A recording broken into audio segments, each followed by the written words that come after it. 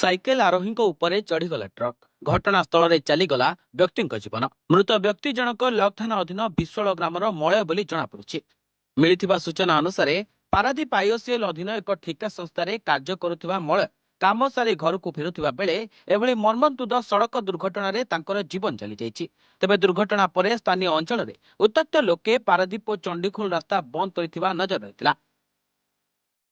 खबर पाई पुलिस घटनास्थल में पहुंची उत्त्यक्त लोकों को बुझासुझा कर स्थिति को आयत को आनी जनापड़ा बेले ट्रक ड्राइवर दुर्घटना पर ही गाड़ी छाड़ी केउआड़े फेरार हो जाइए।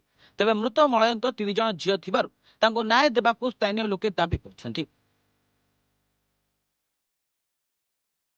Paradip सतोष Bharti report, Mahabharat live.